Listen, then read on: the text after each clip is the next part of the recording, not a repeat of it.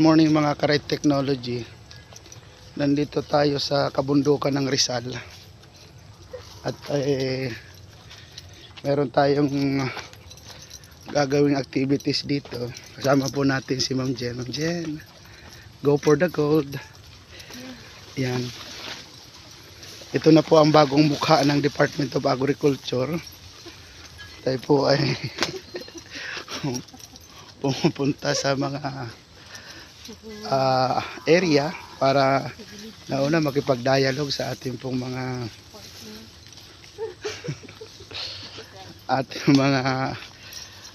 recipient natin program. Pangalawa po ay maipaabot talaga ang tinatawag na malasakit.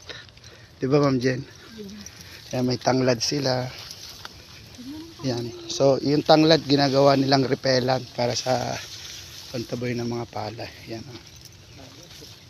Dami palang ng bigas pala ng Huwag natin kasi itago ang bigas. Palay.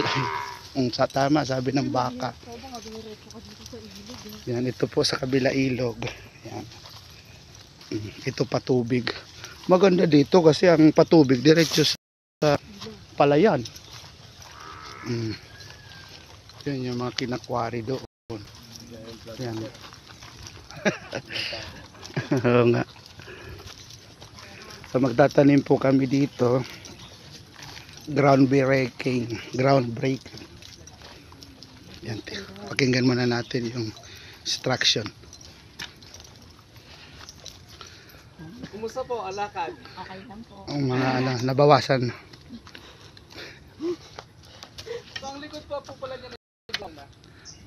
Binangonan na daw po ang likod. So, nung nakarang linggo po, ka-harvest lamang.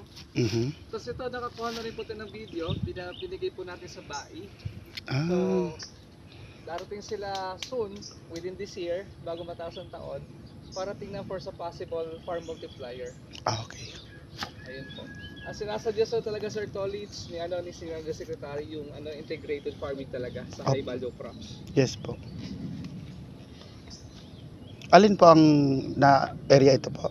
Ito po, nandun po. Maganda. Tapos bibilihin daw po ni Chairman po yung katabing yan. Thank you, Chairman.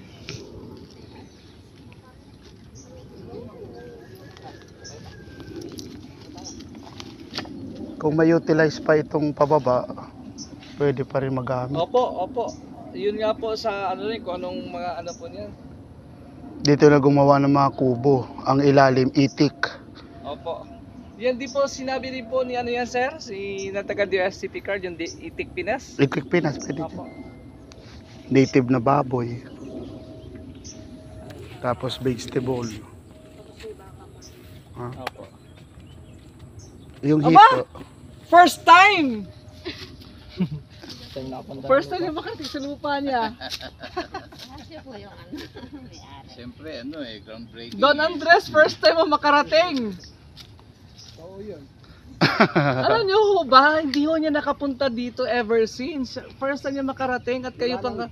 Wala nang mabili ko ito. Ngayon lang ako napunta. Ilang taon na. Namatay na yung bilihan. Hindi niyo binibisita. Busy. Ay sabi ko ilagyan ng tulay din. Oo nga, maganda po. May kawayan. Okay po, sort of orientation po tayo para makabalik na po tayo doon. So, welcome po sa ating sa ating po incoming learning site for agriculture. So, sa mga taga-TA kay Sir Hans, saka kay si Ma'am Ja. Dito ka Ma'am Ja. Ma'am, ito po yung possible area po natin, Ma'am. Learning site ito. For learning site. Opo. Dala mo na ba dyan yung budgetary? Hindi pa. Tapos kung nakikita po ninyo, yung tinabas po ng mga estudyante natin, papunta ho diyan, yan po itong possible area for aquaponics po yan, aquaponics po yan. Tapos, dito po, this is the training area. Training area. Tapos sa baba naman po, sinadjust po ng DRCP card, yung maglalagay pang Itik Pinas dyan. Dyan. Ayun po. And, Itik Pinas. tinignan na rin po ito ng field rice, malaking tulong daw po. Ma'am IC, ang sabi ng taga-Filmic din, So sa pagtulong nila, isama na rin yung mga karatig na mga palayan Oo. kasi regarding sa farm mechanization na kanilang Mm, ibigay at ituturo. tama. Ayan po. Parang na ring area for learning. So, nakita na rin po ito Activities. Ma'am IC ng BAI. So, ang inaano po na dito is possible farm multiplier. Yun po. Saan ka Kasi nag-uupis? malawak eh. Pwede kambing, baka. Tracy ka lang pala. Punta ka namin minsan. Ano po kayo? Oo, kaya nga. Hindi, mag-collaborate tayo. Ang tagal, hindi mo man kami. Marami. Organic, anong gusto mo? Marami. Sa partner. Wala, alam mo dyan, wala Kasi dyan po, mother trees. Ano na? Mother trees sa 13, wala. Ano mga Dito po ay Yung Prinsa. tag trees, kukuha ng sayon. Ah. Pwede tayo maglagay dyan. Ay, siya, sige. Bigyan kita. So, Kita kita kay mo. Ma'am IC na yan. Saan doon sa likod? Pagdating na sa Tabi ng DNR. tawag dito. Nakapag-lecture na ako Sa yan. Pedro. Sa may tapat ng ano, sa Korean Hospital. Sa tapat Sa likod. ng provincial jail. Provincial jail daw. Papasok pa sila. Sa may Korean Hospital. Hiwalay sila sa Nakahiwalay Capitol. kayo? Pinupunta ko kasi yung asawa ni Ashley Sa Pedro yun. sa DNR. So, ano ba nangyari sa asawa ni Ashley? Okay na. Na pneumonia. Hello. Ayun, may baka. Tapos pala sir sa NFRDI, pakisabi na lang po kila Dr. Lilian. Di ba aquaponics, so more on sa plant fishery. We have also the ornamental. Yung baka. An intervention coming from your agency. Na Ito, kamatsili. Ipag-provide nila ano po, materials. Kamatsili yan. So, another good news po pala, di ba every May is our buwan na magsasaka at pangingisda. Next year po, alam na rin po ito na ating Senior Undersecretary ng Office of the President. Yun na po ang blessing. So, ang ay kubo, yung nakita po yung mga huts na gano'n. Para may tulugan din. Kasi learning set for agriculture eh. Yan.